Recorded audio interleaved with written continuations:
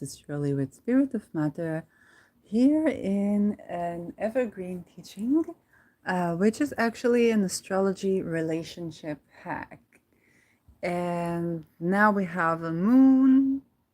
Well, it's no longer a moon day, it's actually a Venus night with Mercury hour. So Venus night, of course, we're going to have a Venus wisdom for a Venus night. Venus in Libra, 13 degrees, ascendant ruled by the moon, ruled by Cancer, with the moon in first degree of Pisces, separating from the conjunction with Saturn. So you have survived the moon conjuncting Saturn in Pisces here. And we talk about relationships. And so in relationships, so when people date and they don't yet know who they are to each other, okay? Then in astrology, there are some significations that we can use when we have a birth chart with the actual ascendant to tell who we are to each other. The first is the ascendant, okay? And let's say, talk about Cancer, let's say you are ascendant Cancer, dating someone ascendant Pisces, okay? So, you are ascendant Cancer, it means that Pisces is in 9th house. So who is this person that you are dating? This person who has ascendant Pisces could be your teacher, could be somebody you met abroad, could be guru or somebody who affects your worldview. And now you understand that this person to me, it's not just you met them in the 9th house, okay? As this person to me is somebody who affects my worldview. Maybe if it's good, so they expand my worldview. Who they are to me, they expand my worldview. Now, for Pisces ascendant, Cancer is the 5th house. Who is this person to me? It's a romantic partner. It's a romantic, let's just say it, affair. Okay, not secret affair like extramarital affair. But like when you are just dating, okay, this is a person that I am seeing. They have romance with them, with the ascendant. So they are appearing in my 5th house. This is a person that I just date. So for, let's say you are Pisces ascendant and you say, oh, is this more than a fling? Sozusagen, more than an affair, more than romance. Then you need to look, well, what is in your 7th house? Your 7th house is Virgo. Does this person bring something into Virgo? Okay? And now you think, let's say you're the Cancer ascendant. Does this Pisces ascendant, do they bring something into Capricorn? Now, let's say they bring Jupiter to Capricorn. Now, like their ascendant Pisces, and they bring Jupiter, so they bring themselves to my 7th house. Oh, now I get it. Okay, now we're having one-to-one. So either we're a business partner, they're like my teacher and a business partner, or it's actually something else. Yes? Now, let's say your Pisces, then you're asking yourself, is this more? And let's say they bring the moon to your 7th, as the moon is the ruler of their ascendant. So it's like, oh, this is a romance, but now I see that they also bring the ruler of the ascendant, the who they are, which is the ruler, into my 7th. So it's a person that I'm both dating and could be committing. Let's say, on the other hand, they have a moon in Aquarius. So Cancer ascendant, the moon, which is ruling Cancer, is in Aquarius. It's the ruler, is the second signification. Okay, the root is the ruler of the ascendant. Ruler of the ascendant, okay? So you can both ask yourself about the relation between the ascendant. In this case, these are two water signs, so by sign they trine, no problem. But let's say you're a Cancer ascendant and you're dating an Aries ascendant. Now this is fire and water. So it's fire and water, but also for Aries ascendant, Cancer reminds you of your parent, somebody at home. So they could see somebody that they could have a home with the pros and the cons. You might remind them of their parent, or you might remind them of their difficult upbringing, or you might remind them of the safety of home. Okay.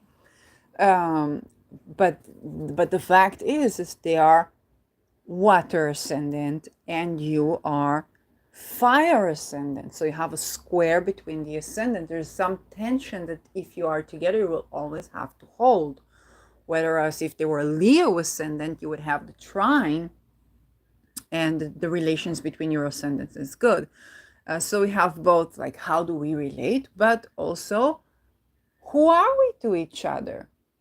And so ascendant is the first signification, then the ruler of the ascendant. Okay, so let's say you are ascendant, let's go back to the previous ascendant, Cancer, but your moon is in Capricorn. Now you're dating still the ascendant Pisces. Now for Pisces ascendant, you're having a romance, but you could also having like a secret romance or a secret affair, or you could be dating someone who could be detrimental to your mental health under some circumstances, or alternatively, someone who the affair with them can bring some losses. Hopefully not like hospitalization or jail, but you're dating someone with whom you enjoy having time together, or you're dating someone with whom you have great time in the bedroom, but then it might be just that, okay? It might be just that, it might not be more than that, which can be okay or not okay, but at least you know, right? So now, let's say let's say you're a Cancer ascendant, Cancer ascendant, and you're dating an Aries who has a Mars in Sagittarius. Now, Mars in Sagittarius is glorious. It's about to ingress into Sagittarius, okay? But now they have a Mars in your sixth house, which is open enemies. It is, so they could be enemy. It is also house of pets, okay? It also of your physical health. So just dating them, you could have inflammation, you could have you could have a lung disease or something like that. And of course, there are ways you think about remedying or fixing it. Yes, but who they are to you is they could be a boss, or someone is associated with the work that could make you feel sick. Okay, so. And maybe they have maybe they have, like, I don't know, a Jupiter in your first house or Venus in your first house, and you have like good time together, but it's kind of like, hey, there's this health issue coming up. It's like, they have this Mars in my sixth house. I don't like it. Okay, that's annoying. You have to come up with certain solutions. Okay, alternatively, let's say you are Gemini ascendant and you're dating, I don't know, give me some annoying house that's not going to end up anywhere. Oh yeah, we talked about the 10th and the 1st. Okay, like, again, if you have, let's say you're Gemini ascendant and you're dating Pisces ascendant, and they're like reminding you of one of your parents and stuff like that, but it could be like DDLG if, let's say, you have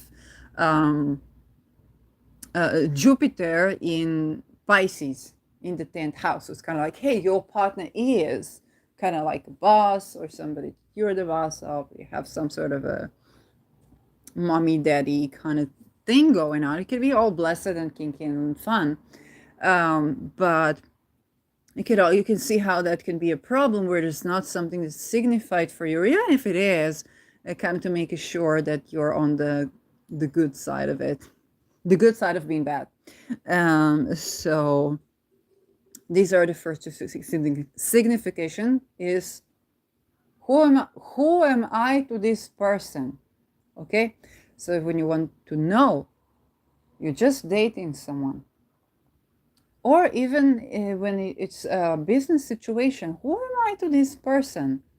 Okay, and let's say they have ascendant in your sixth house. It's like, oh, they're enemies to me, or 12th house, they're hidden enemies to me. um so even although seventh house can be unfortunately the same. So now, let's say it is romantic, then when you don't know, like, or let's say you have somebody who's constantly in your energy, like, okay, who am I to them that they constantly come to my energy? They're constantly like, who am I to them? Like, what do they even care about me? And you find out, like, yeah, send it in your seventh house. Okay, so either they regard you as a partner, or they regard you as somebody who is competitor, and in any case, they're invested in you more so than usual. Or you're asking yourself, or you're dating somebody, you really like them, and you this and that and that. You see them, oh, I think they could be like more than just a romance or passing romance or a flair. And it's like, is this mutual? Well, where is where is where is their ascendant, and where is your ascendant and ascendant ruler relative to their chart? You understand? And if, let's say, your ascendant ruler is both Placidus and whole sign houses in their seventh, and let's say it's on the triplicity of partners, like partners, not enemies, not business partners, partners, kind of like, okay, that's some signification that they can see me as a serious relationship or committed relationship. Okay, whereas if there's no such signification, you don't bring anything to their seventh, you could be, they could have a stellium in your seventh. Okay, let's say you have a stellium in Capricorn, and you're dating a Cancer. Oh, and they have a stellium in Capricorn, and you're a Cancer ascendant, so it's kind of like, oh my God, there's troubles with this, but I can, like, it's just weird together. It's like it's just something that you may be afraid of it, and there's kind of a combination. And then they like have, I don't know, Virgo ascendant, and they have a lot of planets in their fifth house, but you don't have anything in Pisces.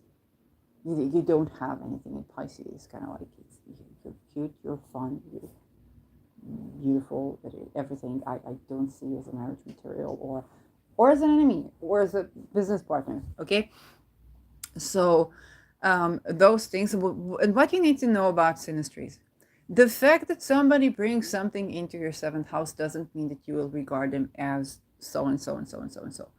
But the fact that someone doesn't bring anything, and you look at what is the ruler of your ascendant and the ruler of their ascendant, and they don't create any connection together, then you understand that there is something significant that is not there. If they don't have any planets in your seventh, or any planets that are aspecting the ruler of your seventh. Okay, let's say you're a Virgo ascendant and your seventh house ruler is Jupiter, and let's say your Jupiter is not really making any aspects, or is making like a square Saturn, and they're not the Leo Cancer ascendant, so it's not our seven, it's not anything, and you want something more, but it's kind of like, that's not good for you, because their Saturn, which is planet of commitment, is hard aspecting your ascendant ruler.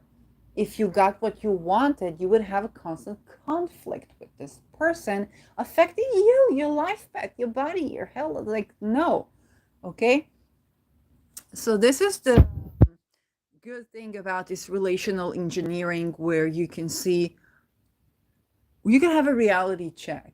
When you actually have an understanding, you can have a reality check that, hey, this is the potential of what's in here.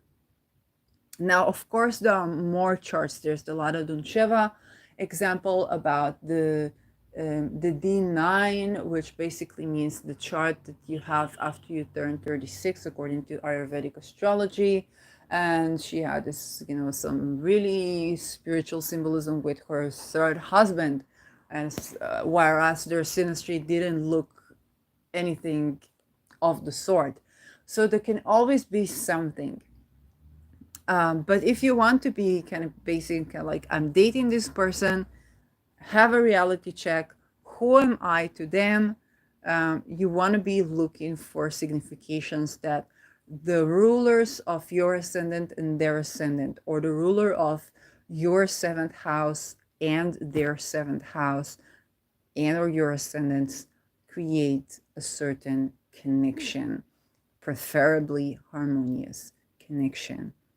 Okay, let's talk about the example of let's say Gemini and Leo. Okay, and if you Gemini and Leo ascendants, and let's say the Sun and Mercury are conjuncting,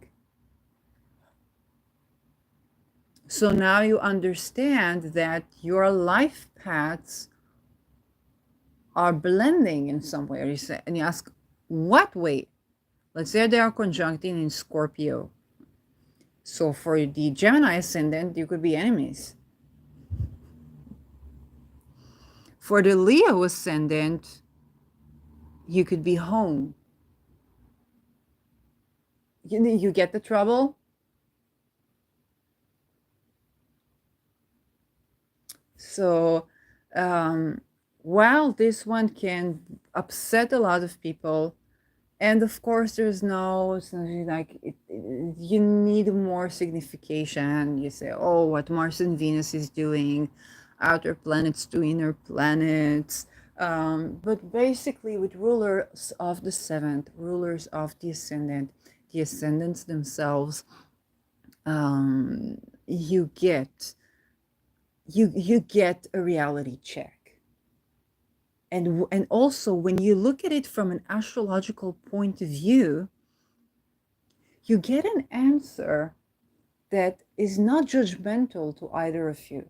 It's not that you or them have a problem, or are not good enough, or are not attractive enough, or are not this, or are not that. It's kind of like, do you meet each other in a way that creates a mutual rapport of the sort that you desire to create mutually, or not?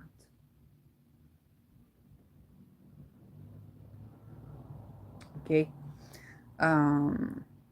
So that's a way to look at the synastry. And again, if you don't have the ascendant or the chart of the person that, let's say, you're seeing or you're dating, you don't feel comfortable to bring it up, this is already your sign. And you want something serious, this is already your sign. Like, usually you would not check it for someone that is just fling. You're just gonna ask them, like, hey, is this just a fling for you? Because I'm not, like, just want to make sure I'm not here to break any hearts. But if it's something that you want more than that, then you do want to check things. And if you're not comfortable with asking for their chart, you get what I'm saying? You're like, this is your sign. This is your sign, basically. Moon has so been separating from conjunction with Saturn here in Pisces, and kind of like having a big reality check as to any ideals we may have around significant others, or also any any wonderings, kind of like why is this person in my energy, or why is this person kind of coming in? This is like okay, there may be something about me that confuses them because I have my freaking ascendant in their seventh or something, and they're concerned about it, whether they see it as enmity or they see it as like potential for something more, or something like that. So it's like, oh, there's genuinely something engineered into our synastry that make them be so in this situation, or the other way around. Okay, there really is, oh, this person is bringing a stellium into my seventh, and I'm constantly in their energy, and they just bring a stellium to my seventh. So it's kind of like this blending that just happens, but what am I bringing to their seventh? Nothing. Okay, so that is easier when it's a business relationship. It's way more difficult when it is a romantic desire. And I kind of feel that this episode is timely for some people. It's a Venus night, moon hour now, with the midheaven on Jupiter. So Venus, Jupiter, kind of thing about long-term relations. Yes, I don't know. Recently, I heard Victor talking about Juno in Virgo. I don't know if Juno has entered Virgo, and I can't check it in this chart. So I don't know when. And this is my seventh, so I guess that's why I'm talking about these things or having these realizations. Or Venus in my eighth house, or something of the sort. Oh, Mercury, the ruler of my seventh in my 10th, so it's my career, my teachings about this. So the thing is that Venus is approaching Ketu, and for some of us that might mean either get in Saturn in Pisces direct is like either getting a reality check and letting it go. Jupiter will also in December station direct. So either we're getting a reality check and letting it go, or we're kind of like reassessing, and actually the other way around. It's kind of like, what is going on here? Oh, okay, this is a mutual kind of thing, and it's like, hey, those challenges that this person brings are not to do with this person, but actually to do with my chart, and I need to freaking face myself. Alternatively, hey, those challenges that I've been facing, they are more to do with who I have been with rather than my natal chart. So there's no reason for me to do that. Now, when it comes to successful relationships, of course, we want the luminaries to be in a good position as well, with each other and in general, in the composite, in the synastry. Okay, if one or the another's moon is not supported in this relationship, then they are going to feel unsupported, emotionally unsafe. Then if it's a personal relationship, yep. So you definitely want the moons to be in good relations. There is also the element that Lada Duncheva used to call respect in her synastry teachings many years ago, and I really love this tip. And that means that you want to make sure which moon kind of blends into or courts which moon. So let's say you got a moon in Cancer and a moon in Pisces. So the moon in Pisces will be sort of like emotionally courting the moon in Cancer, okay? Caring for, providing for. And if you're not okay with this role, regardless of your gender, if you're not okay with this role, let's say you're the moon in Cancer, and you would prefer to, let's say, care for somebody, you could get yourself a moon in Virgo, or even a moon in Scorpio. You could do well if it's more like a situation where you actually do want the lovey-dovey, and the person has a moon in your seventh, but it's in Virgo, and you have a moon in Cancer. Then you're like, oh, but I want to be taken care of. So instead of doing emotional cheating, you might be as well either going for a moon in Pisces or a moon in Taurus, and so on and so forth, but there are other signification to consider. So the main thing to do that, you mainly go to nourishing yourself and providing for your kind of like parenting your inner child or whatnot, nourishing yourself. Then you get the right moon alignment, because otherwise you will find yourself with wrong moon alignments.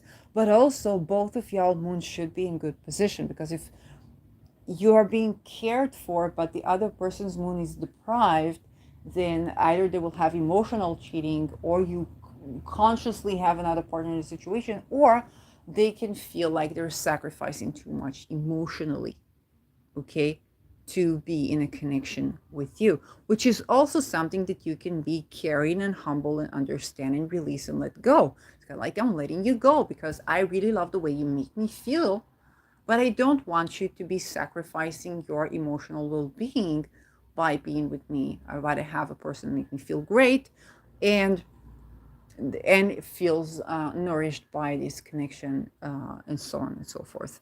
So, and or the other way around. So yeah, that's the hack. I hope this was helpful. Let me know in the comments below if this was helpful to you. And if you want more tips of the sort and I feel like doing it, then I will.